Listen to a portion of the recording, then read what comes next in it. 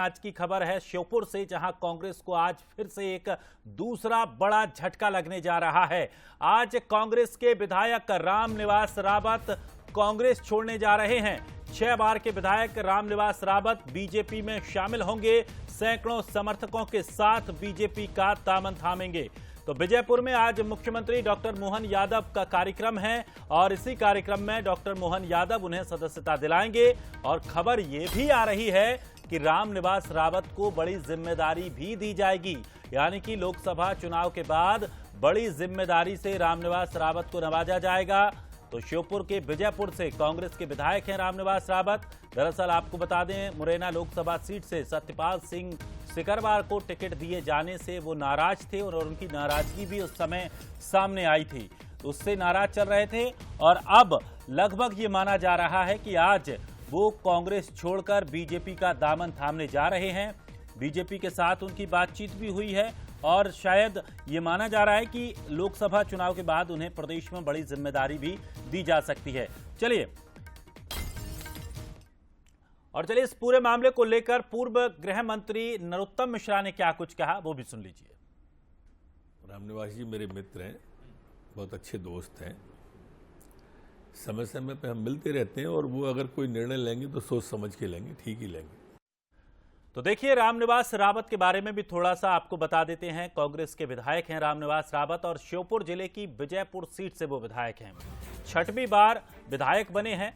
बड़े ओबीसी नेता रावत माने जाते हैं और उस क्षेत्र में उनकी अच्छी खासी पकड़ भी है। कांग्रेस के कार्यकारी अध्यक्ष भी रह चुके हैं, तो बड़ी जिम्मेदारियां भी उनके पास रह चुकी हैं। लेकिन अब वो कांग्रेस छोड़ने जा रहे हैं और बीजेपी का आज वो दामन थाम सकते हैं। तो देखिए, रावत को बड़ी जिम्मेदारी भी दी जा सकती है और लगभग ये तैयारियां हो चुकी हैं, क्योंकि मुख्यमंत्री डॉक्टर मोहन यादव का आज एक कार्यक्रम भी है। वो सभा में पहुंचेंगे और उसी दौरान रामनिवास रावत बीजेपी का दामन थामेंगे।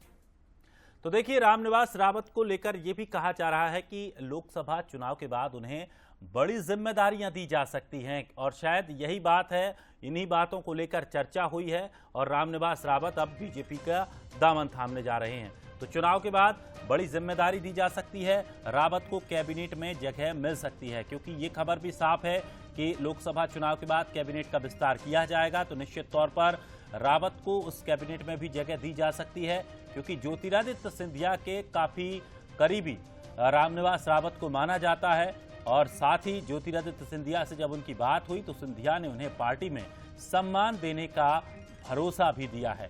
तो शायद यही वजह है कि अब रामनिवास रावत बीजेपी का दामन थामने जा रहे हैं।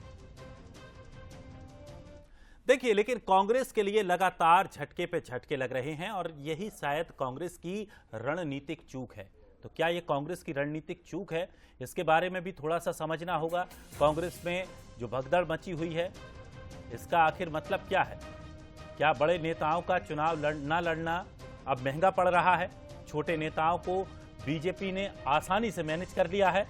इंदौर की बात करें तो इंदौर से जीतू पटवारी को चुनाव लड़वाने का विचार पार्टी ने किया था, लेकिन इंदौर जैसी अहम सीट को भी पार्टी ने गंभीरता से नहीं लिया और वहां के प्रत्याशी ने नामांकन वापस ले लिया। तो निश्चित तौर पर अब कांग्रेस में विचार मंथन का ये दौर है और चुनाव का समय भी है।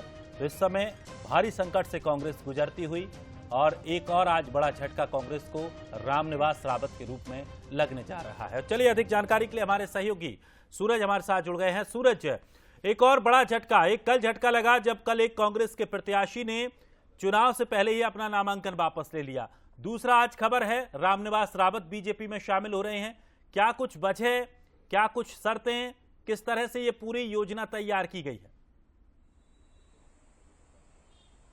देखिए, बिल्कुल दरेश, जिस तरीके से हम देख रहे हैं लोकसभा चुनाव के दौरान जो टिकट वितरण को लेकर कहीं ना कहीं असंतोष था, वो शांत नहीं हो पाया। इसके साथ ही पहले माना जाता था कि कांग्रेस बड़े नेताओं को बड़े स्थानों से टिकट देगी ताकि उन्हें मैनेज करना मुश्किल हो, लेकिन यह हुआ भी वही कि जिस तरीके से हमने देखा है, चाहे अक्षय बम की बात करें तो पहला अक्षय बम का चुनाव है, जबकि माना जाता है कि जीतू पटवारी को वहां से लड़वाने की पार्टी तैयारी कर रही थी।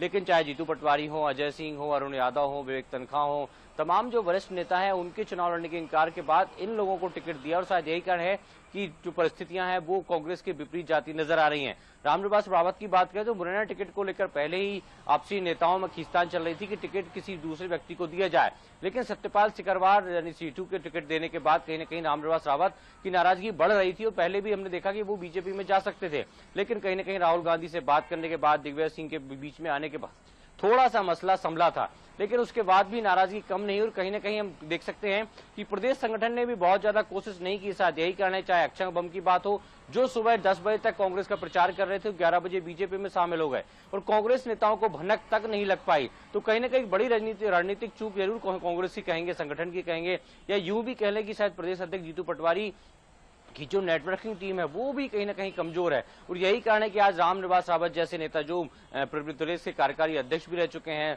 कांग्रेस सरकार में मंत्री भी रह चुके हैं, ग्वालियर चंबल से आते हैं, ओबीसी का एक बड़ा चेहरा है, उन्हें भी पार्टी संतुष्ट करने में सफल नहीं हो पाई और यही कारण है कि आज खासतौर से विजयपुर में मुख्यमंत्री डॉक्टर मोहन यादव का कार्यक्रम है, जहां पर वो भारतीय जनता पार्टी की सदस्यता लेंगे। तो आप समझ सकते हैं लोकसभा चुनाव के दौरान यदि इतना बड़ा सियासी घटनाक्रम घटता है तो कहीं न कहीं कांग्रेस के लिए नुकसान तो है ही, लेकिन वो जिम्मेदार जो नेता खासतौर से संगठन के पदाधिकारी हैं, चाहे प्रदेश अध्यक्ष के तौर पर जीतू पटवारी को देख लें हम, उन पर एक कहीं न कहीं कई सवाल जरूर खड़े होंगे और आलाकमान भी उनसे पूछेगा। और देखिए आज संयोग भी क्योंकि भिंड में आज राहुल गांधी की सभा भी होने वाली है, 12 बजे सभा होना है और 11 बजे जो विजयपुर में रामनिवास रावत बीजेपी में शामिल होंगे, तो कहीं न कहीं आलाकमान जरूर सवाल खड़े करेगा, सवाल भी पूछेगा कि आखिर ये घटनाक्रम क्यों हो रहा है, चूक कहां हुई है। तो बहुत सवाल हैं नए संगठन पर, क्योंकि अभी लोकसभा चुनाव के पहले ही कमान मिली है प्रदेश अध्यक्ष जीतू पटवारी को, उसके बावजूद निश्चित तौर पर सूरज तमाम सवाल खड़े होते हैं और खास करके जिस तरह से जीतू पटवारी को अब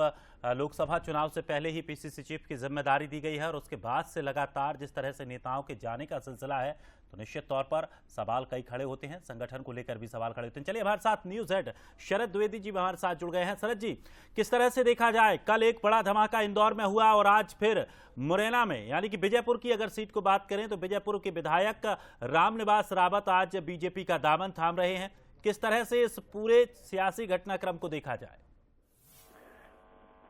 देखिए, अब इस पर क्या टिप्पणी की जाए दिनेश, लगातार एक के बाद अगर एक घटना हो, 2 घटना हो, 3 घटना हो तो उसके पीछे कारण ढूंढा जा सकता है। ये तो ऐसा लग रहा है कि एक लहर कांग्रेस में है मध्य प्रदेश में कि अपनी पार्टी को छोड़कर बीजेपी की तरफ जाना है। रामनिवास रावत बड़ा चेहरा है, बड़ा नाम है और जाहिर है वो अपनी विधायकी भी दांव पर लगा रहे हैं।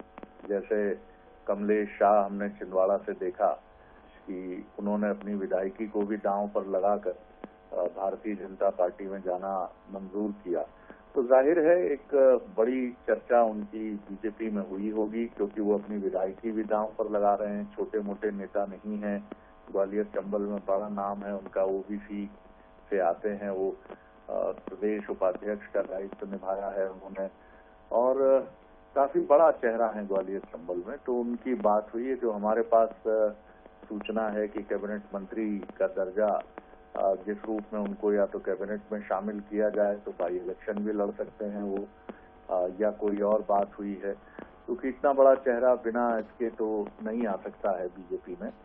लेकिन एक अब ये आप कह सकते हैं कि एक लहर है ये, और इस लहर में कांग्रेस के नेता बहे जा रहे हैं या बीजेपी का चुंबक इतना मजबूत है, इतना गहरा आकर्षण है उसमें कि वो कांग्रेस के नेताओं को खींचे जा रहा है। लेकिन डॉक्टर मोहन यादव एक मजबूत रणनीति के साथ आगे बढ़ रहे हैं मध्य प्रदेश में और उनकी पूरी कोशिश है कि नई लीडरशिप जो कांग्रेस की है जीतू पटवारी जी की, उसको उसके मनोबल पर चोट की जाए और वो भी ड्यूरिंग लोकसभा इलेक्शन। तो देखते हैं कि क्या परिस्थिति और स्थिति बनती है, क्या लोकसभा चुनाव पर इसका असर कांग्रेस की संभावनाओं पर पड़ता है, किस तरह से कांग्रेस का कार्यकर्ता इसको लेता है। लेकिन ये कांग्रेस के लिए महत्वपूर्ण है और जैसा सूरज बता रहे थे कि भिंड में आज राहुल गांधी भी हैं, राहुल को इस विषय को जरूर एक मैसेज देने के लिए वो अपनी रैली में उपयोग कर सकते हैं कि कांग्रेस कार्यकर्ताओं को वो एक मैसेज दें कि वो अपना मनोबल न तोड़ें। देखते हैं क्या परिस्थितियां बनती हैं। निश्चित तौर पर, लेकिन सवाल भी कई खड़े हो रहे हैं। सर, आपने भी कल बात की थी नेता प्रतिपक्ष से, उन्होंने भी साफ तौर पर, उमंग सिगार ने भी कहा था कि इसके पीछे की मुख्य वजह वो थी कि जो बड़े नेता थे उनको नहीं लड़ाया और यही वजह रही कि इस तरह की जो नेता हैं वो टूटते टूटते जा रहे हैं। क्या कुछ कहा था पहले दर्शकों को हम बता देते हैं, फिर आपसे उस पर विचार जानेंगे। क्या आप ऐसे पहले लीडर थे उमंग जी जिन्होंने कहा था कि सारे बड़े नेताओं को चुनाव लड़ना चाहिए, फिर ये पार्टी का फैसला, आपकी बात से जी पार्टी का फैसला ये माना गया कि नहीं आप और जीतू पटवारी नहीं लड़ेंगे। अगर आप दोनों भी मैदान में होते, भले ही समय ना दे पाते, तो शायद आज ये स्थिति ना बनती। देखिए, पार्टी का हाईकमान का निर्णय है जी, उसके अकॉर्डिंग हमको भी रहना पड़ता है। लेकिन जी मैं तो उस दिन भी अपनी बात पे कायम था और आज भी बात पे कायम। मैं कभी बातों से या अपने स्टेटमेंट से कभी पीछे नहीं हटता हूँ। तो निश्चित तौर पर देखिए कि नेता प्रतिपक्ष ने क्या कुछ कहा। शरद जी भी हमारे साथ बने हुए हैं। शरद जी, क्या वाकई ये भी एक बड़ी वजह कांग्रेस के जिस तरह से नेता छोड़ कर जा रहे हैं, ये हो सकती है कि जो बड़े नेता रहे वो उनको चुनाव मैदान में नहीं उतारा गया?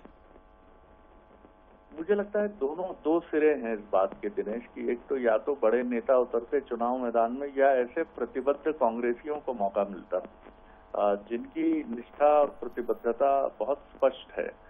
हालांकि ये अब इस दौर में निष्ठा और प्रतिबद्धता पर बात करना बहुत उचित नहीं होगा, क्योंकि रामनिवास रावत जैसा कद्दावर नेता या कमलेश रावत या कमलेश शाह जैसा कद्दावर कांग्रेसी और कमलनाथ जी का करीबी अगर कांग्रेस छोड़ सकता है तो किसकी बात करें। तो बेहतर यही होता है कि बड़े नेताओं को उतारने की रणनीति पर कांग्रेस काम करती, चाहे वो, क्योंकि जितने पहले परंपरा ये रही है कि बड़े नेताओं के विरुद्ध बड़े नेताओं को ही उतारा जाता है। तो ये परंपरा खजुराहो में भी हमने देखा कि वहाँ इंडिया गठबंधन के समझौते के तहत कांग्रेस ने सीट समाजवादी पार्टी को दे दी, और इसी तरह इंदौर हालांकि एक ऐसी सीट है जहां 40 सालों से करीब करीब 9 बार से बीजेपी जीत रही है, और वो देश में दूसरे नंबर की ऐसी सीट है जहां बीजेपी का कैंडिडेट शंकर ललवानी सबसे अधिक मतों से जीते थे, और मध्य प्रदेश में वो पहले क्रम में रही है। तो वहां कांग्रेस को सोच समझ के ये कैंडिडेट तो देना था जो कम से कम इस लीड को ही काउंटर ठीक से कर पाता, लेकिन वो तो मैदान ही छोड़ गए। तो कांग्रेस की रणनीति में कहीं ना कहीं आप कह सकते हैं कि एक कमजोरी तो रही है दिनेश जी। निश्चित तौर पर कमजोरी कहीं ना कहीं संगठन को लेकर भी दिख रही है, और यही वजह है कि लगातार जो नेता है उनको साध नहीं पा रहा है हाईकमान। शुक्रिया हमारे साथ जुड़ने के लिए। तो देखिए, एक बड़ी अपडेट आज की। आज रामनिवास रावत बीजेपी का दामन थामने जा रहे हैं, और बता दें आपको कि आज मुख्यमंत्री डॉक्टर मोहन यादव का एक कार्यक्रम रहेगा, और उसी कार्यक्रम में रामनिवास रावत पहुंचेंगे और बीजेपी का दामन थामेंगे। तो देखिए, तमाम सवाल भी हैं। क्या बड़े नेताओं को मैदान में ना उतारना भी एक बड़ी चूक रहा? और इंदौर से जीतू पटवारी को भी चुनाव लड़ाने की बात पहले कही जा रही थी, लेकिन उसकी जगह अब अक्षय कांत बम को मैदान में उतारा, जो कि मैदान छोड़कर भाग गए। लेकिन अब चूंकि मुरैना भी हाई प्रोफाइल सीट है, क्योंकि अगर बात करें चंबल ग्वालियर, तो ये वो सीट हो जाती है जहां पर कांग्रेस को हमेशा से एक भरोसा रहता है कि कुछ ना कुछ हद तक कम से कम यहां बराबरी की स्थिति में तो हम रहने ही वाले हैं। और अगर इस जगह से एक कद्दावर नेता टूटता है तो निश्चित तौर पर बड़ा नुकसान पार्टी को होगा। लेकिन इधर इंदौर की घटना के बाद कांग्रेस अलर्ट मोड पर आ रही है, और अब कांग्रेस ने उम्मीदवारों पर अपनी निगरानी बढ़ा दी है। उम्मीदवारों की हर गतिविधि पर संगठन नजर बनाए रखेगा। कांग्रेस उम्मीदवारों से मिलने वालों की लिस्ट तैयार की जाएगी, और सभी 15 लोकसभा उम्मीदवारों पर निगरानी बढ़ा दी गई है। तो कांग्रेस पुराने और विश्वसनीय नेताओं को जिम्मेदारी दे रही है। इंदौर के कांग्रेस उम्मीदवार ने जब से अपना नामांकन वापस लिया है, उसके बाद से अब कांग्रेस अलर्ट मोड पर नजर आ रही है। लेकिन सबसे बड़ी बात यह है कि जो टिकट देने की जब बात कही जा रही थी, तो जिन कांग्रेस के पुराने और विश्वसनीय नेताओं पर अब जिम्मेदारी देने की बात कही जा रही है, अगर उन्हें टिकट शायद दिया होता तो ये स्थिति ना बनती। लेकिन देखिए, अब किस तरह की स्थितियां आगे बनती हैं। क्या कुछ और ऐसे उम्मीदवार हैं जिन पर बीजेपी की नजर बनी हुई है, या जो बीजेपी में जाना चाहते हैं? तो ये देखना भी बड़ा दिलचस्प होगा। तो देखिए, अब फिलहाल इंदौर की घटना के बाद कांग्रेस पूरी तरह से अलर्ट नजर आ रही है, और अब उम्मीदवारों की हर गतिविधि पर संगठन पूरी नजर बनाए रखेगा। और आपको बता दें कि सभी 15 लोकसभा उम्मीदवारों पर अब कांग्रेस नजर टिकाए हुए है। खास करके उनसे कौन लोग मिलने आ रहे हैं, किन लोगों से उनकी मुलाकात हो रही है, इसकी लिस्ट भी तैयार की जाएगी।